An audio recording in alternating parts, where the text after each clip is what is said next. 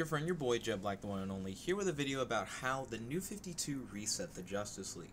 So, inside the Justice League Ultimate Guide that's published by DC Comics and DK Publishing, respectively, they have a complete timeline of the Justice League. And I mean, they go all the way from the Justice League's, first appearance and origin story, all the way to the modern day, and it just wraps around. It goes to when Cyborg joined the team, when Despero came back. It goes through every age of the Justice League, and for the most part the timeline is very linear.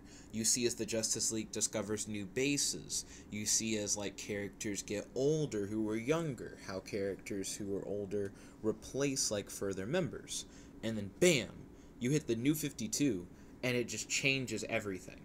The easiest way to explain how drastic this changes is to just roll through this orange portion of the timeline into the pinkish portion of the timeline, which is the New 52. Now, in the orange portion, Barry Allen is reborn, returning as the Flash. Ooh, sorry about that light glare. Darkseid sends Batman into the past. Dick Grayson retires as Nightwing to become the new Batman. In the absence of other leadership, Dr. Light takes over as the leader of the Justice League. Then, Nekron launches his assault with his undead Black Lanterns. Red Arrow is critically injured by Prometheus, who is executed by Green Arrow. Cyborg, Donna Troy, and Mon-El join the Justice League. Dick Grayson as Batman becomes the leader of the Justice League. Barry Allen runs backwards in time to save his mother, and then Flashpoint occurs. Then you hit the New 52. In a new reality, the Justice League forms for the first time, and the team battles Darkseid. David Graves attacks the Justice League. The Justice League satellite is destroyed. Lex Luthor builds a replacement base and joins the team. The Crime Syndicate attacks the Earth. Jessica Cruz is chosen to become Power Ring of the Crime Syndicate. Darkseid dies during a battle with the Anti-Monitor. Jessica Cruz becomes a Green Lantern. Superman dies. His place is taken by the Superman from a previous reality. Wally West returns from the Speed Force, and the heroes begin to remember their previous realities, which goes into Rebirth. Now, if we stop here, right, one of the biggest changes, I would say, is that throughout the Justice League timeline, moving up to this point, right before Flashpoint in the New 52, is that at this point, we had characters who are normally considered to be sidekick characters, like Donna Troy's Wonder Girl. Cyborg, who's normally considered to be a member of the Teen Titans. So is Donna Troy's Wonder Girl, you know what I mean? Mon-El, who is Valor.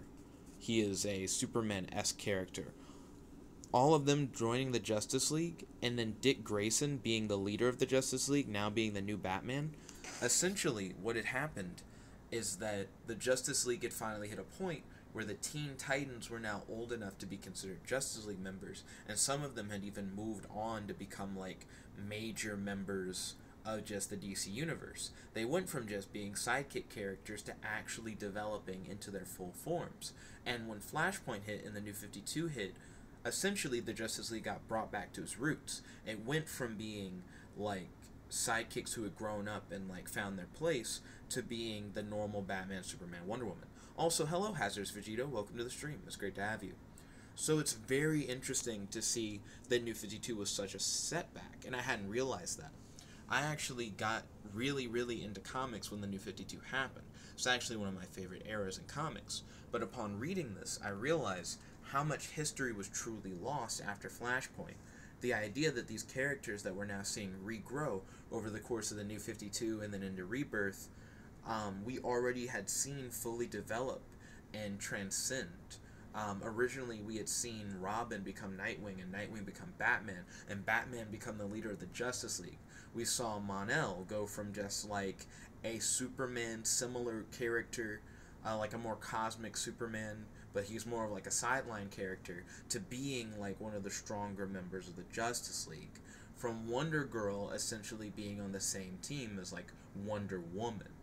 And I don't know, that's just it's a huge setback, in hindsight, to be able to look at this timeline, this timeline of the Justice League that spans like multiple pages and goes through like decades and decades of comics just to get to this point right here that essentially says nah and it just moves forward as if nothing happened.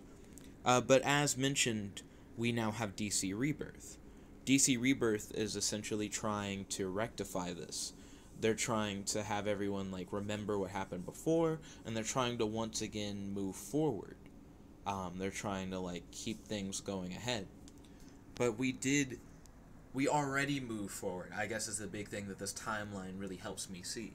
We already have gone through so much with the Justice League, and as we finally got to a point in the Justice League where we're saying, alright, like the major members of the League used to be sidekicks, and then to go away from that just feels like a waste. So I wonder how they're going to fix that. Thank you for watching.